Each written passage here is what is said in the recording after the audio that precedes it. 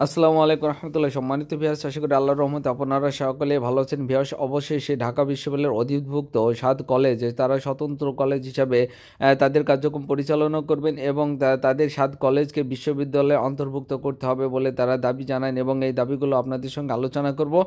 বিস্তারিত জানতে আমার চ্যানেলের সাথেই থাকুন। তবে ছোট্ট একটি রিকোয়েস্ট, আপনি যদি আমার চ্যানেলে নতুন হয়ে থাকুন তাহলে চ্যানেলটি সাবস্ক্রাইব করুন এবং পাশে থাকা বেল আইকনটি বাজিয়ে দিন। আগামী 15 দিনের মধ্যে নতুন বিশ্ববিদ্যালয়ের রূপরেখা ও 1 মাসের মধ্যে কার্যক্রম শুরুর দাবি জানিয়েছে 7 কলেজের শিক্ষার্থীরা।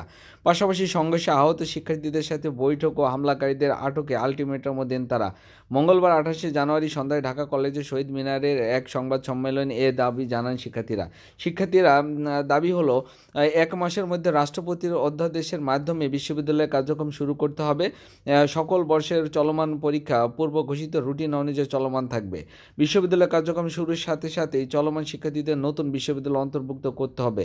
উদ্ভূত পরিস্থিতিতে চলমান সংকট নিরসনে আগামী 2 দিনের মধ্যে শিক্ষার্থী প্রতিনিধিদের সাথে শিক্ষা মন্ত্রণালয়, উচ্চ পর্যায়ের বিশেষজ্ঞ কমিটি এবং 7 কলেজের অধ্যক্ষ এবং সংশ্লিষ্ট স্টেক হোল্ডারদের সাথে টেবিল টকের আয়োজন করতে হবে।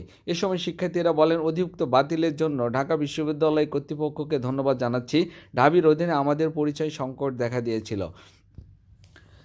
এদিকে 7 কলেজ নিয়ে সরকারের সিদ্ধান্ত খুবই দ্রুত, বললেন প্রেস সচিব। সে সম্পর্কিত বিস্তারিত আলোচনা করব। রাজধানীর সরকারি 7 কলেজ নিয়ে সরকারের সিদ্ধান্ত খুব দ্রুতই আপনারা পাবেন বলে জানিয়েছে প্রধান উপদেষ্টার প্রেস সচিব শফিকুল আলম। বুধবার 29শে জানুয়ারি বিকালে ঢাকার ফরেন সার্ভিস একাডেমিতে ব্রিফিংয়ে সাংবাদিকদের প্রশ্নের জবাবে তিনি এসব কথা বলেন। তিনি আরও বলেন, ঢাকা বিশ্ববিদ্যালয়ের অধিভুক্ত থেকে সরকারি 7 কলেজ বের হওয়ার ঘোষণার পর বিষয়টি নিয়ে শিক্ষা উপদেষ্টা কাজ করছেন। এর আগে গত মঙ্গলবার 28শে জানুয়ারি রাজধানীর সরকারি 7 কলেজে চলমান পরিস্থিতি নিয়ে জরুরি আলোচনা সভা করেছেন প্রধান উপদেষ্টা ডক্টর মোহাম্মদ ইউনূস। বৈঠকে অংশ নেন শিক্ষা উপদেষ্টা অধ্যাপক ডক্টর ওয়াহিদ উদ্দিন মাহমুদ এবং বিশ্ববিদ্যালয় মঞ্জুরি কমিশনের চেয়ারম্যান অধ্যাপক ডক্টর এস.এম. ফায়েজ এবং ঢাকা বিশ্ববিদ্যালয়ের উপাচার্য অধ্যাপক ডক্টর নিয়াজ আহমেদ খান এখানে উপস্থিত ছিলেন। তবে ভিউয়ার, যারা আমার সাথে ছিলেন তাদেরকে সাথে থাকার জন্য অসংখ্য ধন্যবাদ।